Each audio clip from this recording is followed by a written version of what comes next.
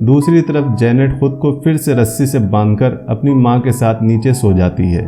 तभी आधी रात को सभी सोए हुए थे कि जेनेट एकदम से अपने आप ही उस रूम में पहुंच जाती है जिस रूम के बाहर चैन से लॉक किया गया था। उस रूम में जेनेट देखती है कि वहां के सारे क्रॉस एक के बाद एक उल्टे होते जा रहे हैं। तभी एक भूत जेनेट पर हमला कर देता है, जिसके बाद जेनेट जोर जोर से चिल्लाती है और घर के सभी लोग जाग जाते हैं। जिसके बाद एड और लॉरेन देखते हैं कि जेनेट का कोई गला घोंटकर मारने की कोशिश कर रहा है और तभी वो सभी कमरे का ताला खोलकर अंदर जेनेट को बचा लेते हैं। इसके अगले दिन एड और लॉरेन वहाँ की लोकल अथॉरिटी से जाकर मिलते हैं, जहाँ उनमें से कुछ लोगों को अब भी ये सब झूठ ही लग रहा था।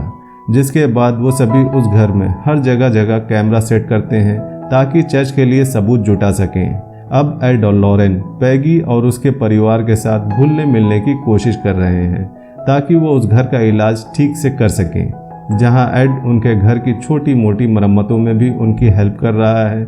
ऐसे ही काम करते करते एड उनकी वॉशिंग मशीन ठीक करने के लिए उनके बेसमेंट में पहुंच जाता है, जहां वो देखता है कि पूरा बेसमेंट में पानी भरा हुआ है क्योंकि वहां लीकेज की प्रॉब्लम थी। जिसके बाद एड उस लीकेज को बंद करने के लिए पानी में उतरता है, लेकिन तभी पैगी को पीछे से एड की तरफ कोई आता दिखता है और पैगी एड को बचाने के लिए उसकी तरफ भागती है, लेकिन तभी वो भूत पैगी पर हमला कर देता है और उसे पानी में खींचने की कोशिश करता है। जिसके बाद एड उसे उस भूत से बचाता है और पानी से बाहर आने पर हम देखते हैं कि उस भूत ने पैगी को भी काट लिया है, बिल्कुल वैसे ही जैसे उसने पहली बार जेनेट को काटा था। तभी उन्हें ऊपर घर से जेनेट के चिल्लाने की आवाज आती है।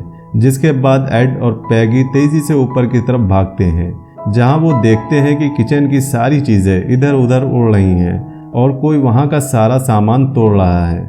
तभी जेनेट मिलती है, जिसके अंदर वो भूत फिर से आया हुआ था, लेकिन जैसे ही एड उसे अपना क्रॉस दिखाता है तो वो भूत फिर से जेनेट की बॉडी छोड़ देता है। इसके थोड़ी ही देर बाद वहाँ की लोकल अथॉरिटी एड और लॉरेन को उस घटना की रिकॉर्डिंग दिखाती है, जहां हम साफ साफ देख सकते थे कि उस किचन की सारी चीजें कोई भूत नहीं बल्कि जेनेट ही उठा उठाकर फेंक रही थी।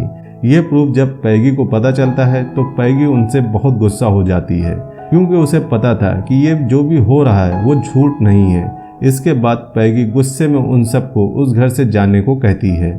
जिसके बाद एड और लॉरेन भी वहां से चले जाते हैं और कुछ ही देर में वो एयरपोर्ट जाने वाली अपनी ट्रेन में बैठ जाते हैं। वहीं घर पर अपनी बहन के पहुंचने पर जेनेट उन्हें बताती है कि उसने ऐसा इसलिए किया क्योंकि अगर वो एड और लॉरेन को उनके घर से न भेजती तो वो भूत उसके सारे परिवार को मार देता। दूसरी तरफ ट्रेन में एड उस घर की सारी रिकॉर्डिंग चेक कर रहा था कि तभी उन्हें सुनाई देता है कि वो भूत ही उनसे इनडायरेक्ट मदद मांग रहा था और उसी समय लॉरेन अपनी शक्ति से उस घर में जाती है, जहां उसे पता चलता है कि उस बूढ़े इंसान की आत्मा तो बस एक जरिया था। उसकी घर की असली शक्ति तो वो नन है जिसने उस बूढ़े आदमी को भी अपने वश में किया हुआ है। इसके बाद एड और लॉरेन अपनी ट्रेन छोड़कर तेजी से जेनेट को बचाने उस घर की तरफ बढ़ते हैं, क्योंकि वो नन जेनेट को मारना चाहती थी। जेनेट के घर जाते जाते लॉरेन को समझ में आ जाता है कि अगर उन्हें उस शैतान का नाम पता चल जाए तो वो उसे वहां से हमेशा के लिए भगा सकते हैं। उधर घर पर फिर से जेनेट के अंदर वो भूत आ चुका है, जिससे डरकर पैगी अपने बाकी बच्चों को उस घर से बाहर लेकर जाती है और जैसे ही वो जेनेट को लेने वापस जाती है कि तभी उस घर का दरवाज़ा अपने आप बंद हो जाता है और अब जेनेट उस भूत के साथ घर में अकेली फंसी हुई है। तभी वहां एड और लॉरेन पहुंचते हैं और घर के सामने वाला दरवाज़ा बंद होने की वजह से एड बेसमेंट वाले रास्ते से घर में घुसने की कोशिश करता है, लेकिन एड के बेसमेंट में घुसते ही वहां का दरवाज़ा भी बंद हो जाता है और लॉरेन बाहर ही रह जाती है। जिसके बाद लॉरेन चिल्ला चिल्लाकर एड को रोकने की कोशिश करती है, क्योंकि पहले भी उस नन ने एड को मारने की धमकी लॉरेन को दी थी।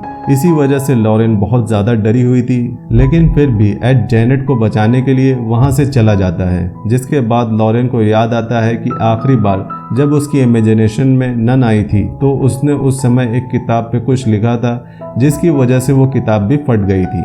लॉरेन उस किताब को जाकर देखती है, जिससे उसे पता चलता है कि उस भूत का नाम वॉलक है और दूसरी तरफ एड बेसमेंट से होता हुआ घर में घुस जाता है, लेकिन घर में इंटर होते ही वहां की स्टीम पाइप का वॉल खुल जाता है, जिसकी वजह से बहुत सारी स्टीम एड के चेहरे पर लगती है और एड का आधा चेहरा जल जाता है और इसी वजह से एड को अब सब कुछ धुंधला दिखाई दे रहा था। लेकिन एड अपने क्रॉस को आगे करके धीरे धीरे जेनेट के रूम की तरफ बढ़ रहा है। तभी उस घर के बाहर खड़े एक पेड़ पर आसमान से बिजली गिरती है, जिसकी वजह से वह पेड़ आधा कटकर गिर जाता है, लेकिन उसका मुंह ऊपर से बहुत तीखा हो चुका है। इसके बाद किसी तरह एड जेनेट के कमरे में पहुंचता है, जहां जेनेट अब भी उस भूत के ही वश में थी।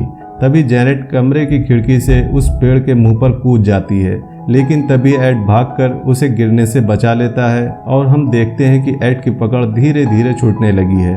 तभी उस कमरे में लॉरेन पहुंचती है, जहां उसे वो नन दिखाई देती है और जैसे ही लॉरेन एड को बचाने जाती है तो वो नन उसे उठाकर दीवार पर फेंक देती है, जिसके बाद लॉरेन उस शैतान का नाम लेकर मंत्र पढ़ना शुरू कर देती है, जिन मंत्रों का असर धीरे धीरे उस शैतान पर होने लगता है और थोड़ी ही देर बाद वो शैतान वहां से गायब हो जाता है, जिसके बाद लॉरेन एड और जेनेट को नीचे गिरने से बचाती है। फिल्म के आखिर में पैगी एड और लॉरेन का शुक्रिया अदा करती है और एड अपना क्रॉस निकालकर उसे जेनेट को दे देता है ताकि वो उसकी रक्षा कर सके। तो ये थी कॉन्जरिंग 2 फिल्म की सच्ची कहानी। आपको ये कहानी कैसी लगी हमें कमेंट में ज़रूर बताइएगा।